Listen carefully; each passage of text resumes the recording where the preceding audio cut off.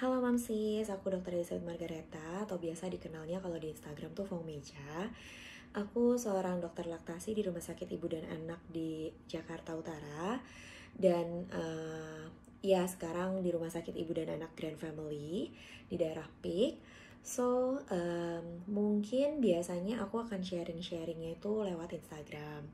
Tapi sekarang mau mulai ngerambah ke YouTube supaya lebih banyak bisa membantu banyak orang mungkin ya. Jadi nggak cuma yang follow aku aja di Instagram yang tahu, atau bukannya pengen so eksis atau apa, cuman paling enggak siapa tahu aja orang-orang di YouTube yang lebih random buat search mungkin bisa nemuin video-video ini gitu. So, sekarang aku mau bahas soal yang kemarin ini aku sering up di story atau sering-sering up di Instagram, yang banyak juga orang nanya di DM terkait tips and triknya buat ngatasin anak bayi atau ya baby atau anak yang sudah mulai punya gigi atau teething. Nantinya kalau direct breastfeeding akankah ngegigit dan kitanya luka sampai sakit, harus bagaimana? Dan ini yang mungkin aku akan berbagi di sini ya. Selain dari sisi keilmuan atau pengalaman dari sertifikasi pelatihan, so aku coba sharing pengalaman pribadi sebagai seorang mama yang sudah punya 2 anak, dan puji Tuhan dua-duanya S3 ASI alias sampai 2 tahun dua-duanya, yakni anakku yang kedua sekarang masih breastfeeding karena bulan depan baru mulai 2 tahun. Puji Tuhannya aku gak pernah ngalamin drama-drama yang namanya puting sampai luka karena digigit. So ini sih aku sharing berdasarkan pelatihan secara psikologi juga, kemudian pengalaman pribadi juga. Jadi semoga aja ini bisa ngebantu ya. Well, gini, setiap anak memang pasti ada masanya mereka tumbuh gigi. Buat orang-orang yang selalu ngelakuin direct breastfeeding dari awal, mungkin pernah ngerasain namanya bukan lecet sih, mungkin perih-perih di putingnya gitu kan ya. Mungkin mamsis-mamsis yang ngerasa pelekatannya kayaknya nggak nyaman gitu kalau seandainya anak direct breastfeeding. So sad, benar-benar sedih banget kalau dapat pasien tuh yang datang, saya nggak nyusuin karena saya ngerasa menderita setiap kali anak saya menyusu. Itu sebenarnya bukan alasan konkret yang tidak bisa diatasi gitu, karena sebenarnya kalau seandainya sampai terjadi seperti itu pasti ada sesuatu yang salah atau ada yang keliru. It means like mungkin berdasarkan dari posisinya dulu, kemudian jadi perlekatannya yang tidak baik, sehingga anak itu akan mempertahankan area mulutnya, biasanya nahan pakai gusi karena dia mau mempertahankan supaya tidak terlepas. Dan itu biasanya berawal dari posisi. Mulai banyak sih, maksudnya kayak banyak yang akan dibahas kalau soal ASI.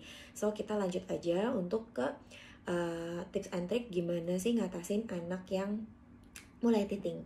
Nah, dari perawal itu sebenarnya saya cuma mau ngasih tahu, aku tuh cuma mau bilang bahwa sebenarnya menyusu itu tidaklah harus sakit, bahkan tidak boleh sakit. Tidak boleh mamanya ngerasa menderita, tidak boleh mamanya ngerasa sakit. Dan seharusnya menyusui itu nyaman, senyaman-nyamannya, sampai mamanya mungkin akan jauh lebih nyaman di direct breastfeeding dan breast pump. Karena memang kalau sampai ada yang salah dengan rasa direct breastfeedingnya, pasti ada yang keliru. Dan kalau boleh ya coba dikonsulkan, kita cari tahu apa sih yang bikin jadi nggak nyaman di direct breastfeeding.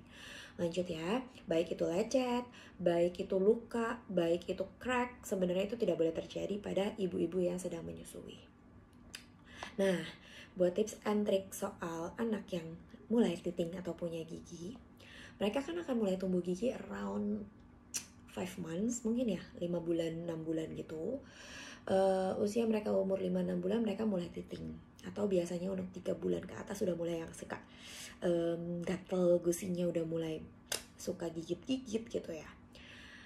Nah, ini jadi gini, setiap anak itu mau seperti apa, kita tuh yang ngelatih, kita tuh yang ngajarin. Parentingnya jalan dari mulai bayi baru lahir. So, apapun yang mau kalian latih pada anaknya, kalian bisa latih dari usia berapapun anak itu lahir, mulai dari sounding perbicaraan ya.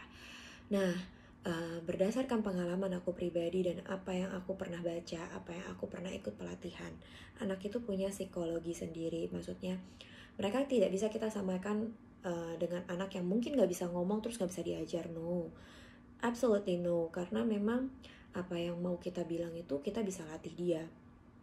So, mulai dari awal kita mulai direct breastfeeding, kita mulai ngerasa nyaman, kita ucapkan segala afirmasi positif kepada dirinya juga bahwa thank you ya udah bisa direct breastfeeding dengan sangat baik. Maksudnya kayak bilang thank you nah, direct breastfeedingnya pintar. Maksudnya kayak kamu netenya pintar deh, neneknya pintar, meskipun mereka nggak bisa jawab.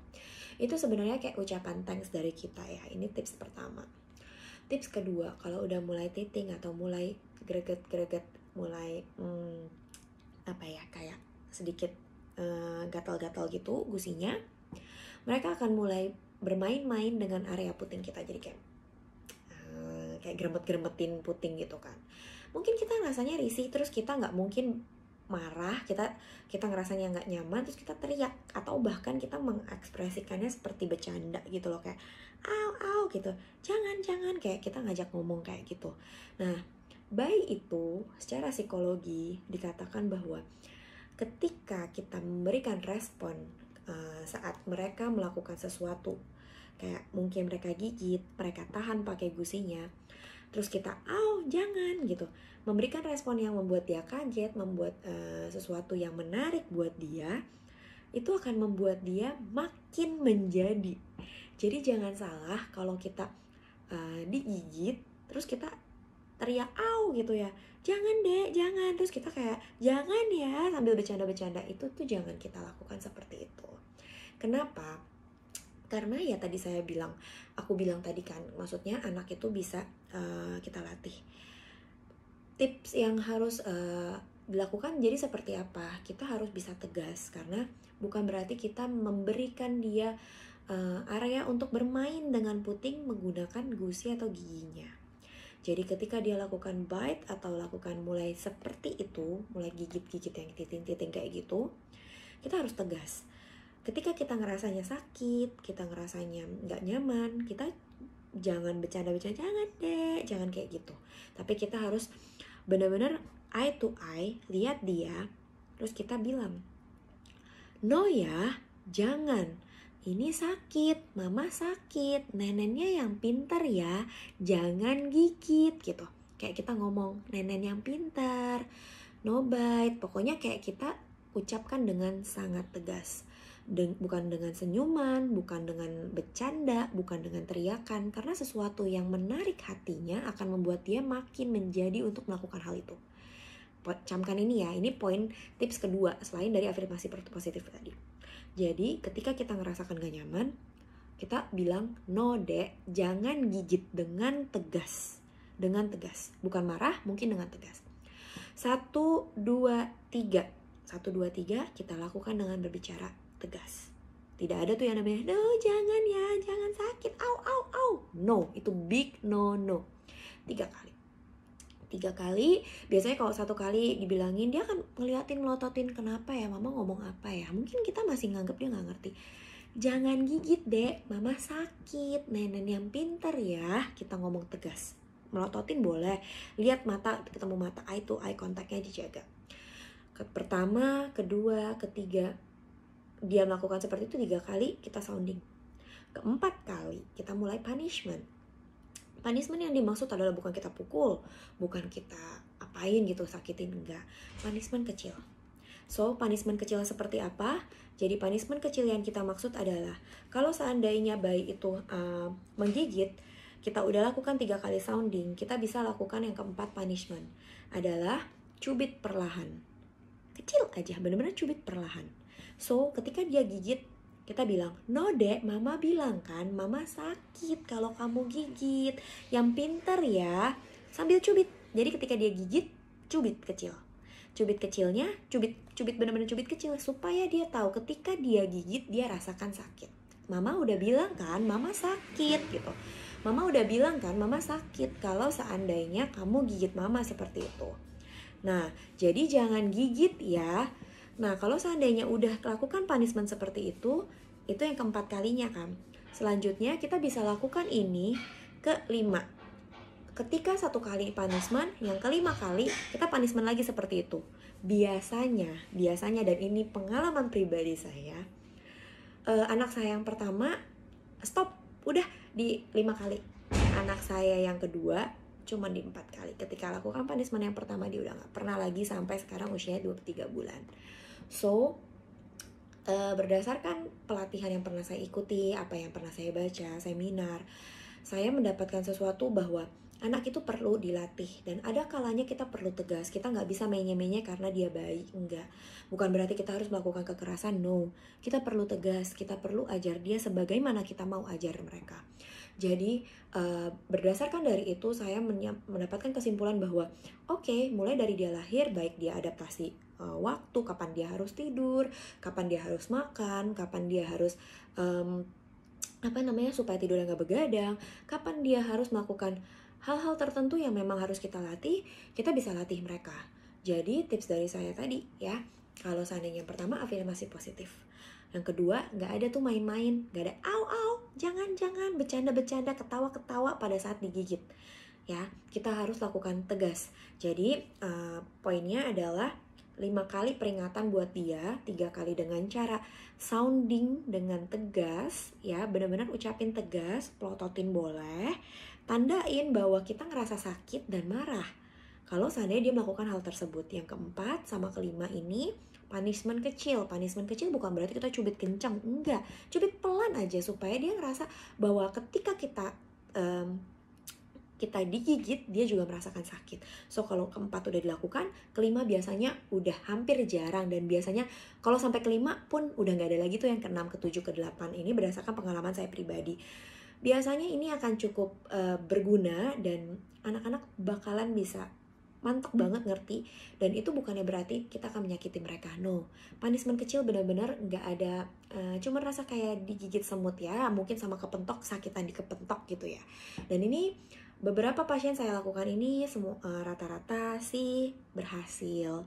So, semoga buat mamsis yang lagi mengalami drama-drama atau takut drama ini terjadi, pas ngedenger ini bisa melakukannya atau bisa menjalankan tips and trick ini.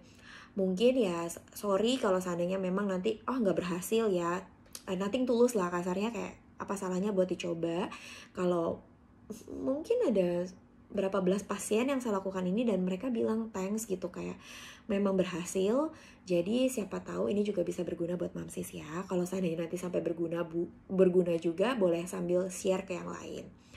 Dan kalau boleh ya di sisi gitu, maksudnya share link ini, boleh subscribe ya, boleh di like, boleh juga komen. Well, thank you banget buat yang udah dengerin. Maaf saya masih belum bisa memperpendek durasi dalam berbicara karena lumayan sering ngoceh-ngoceh. Jadi semoga belasan menit ini cukup berguna dan bermanfaat. See you on next video. Aku sempetin ketika anak udah tidur. Ini sekarang udah jam 11:30 malam. Dan aku coba sempetin buat bikin video ini. Jangan lupa subscribe, jangan lupa like, terus kalau boleh di-share juga. Well, thank you banget. Kalau kalian mau follow aku dan mau kenalan lebih lanjut lagi buat ketemu aku gitu ya, secara online, bisa follow juga Instagram aku @fongmeja. Ya, nanti aku tulis juga di description. Thank you banget buat momsis, semangat terus mengasihinya. See you at next video. Bye-bye. Tuhan berkati ya. Salam Nenen.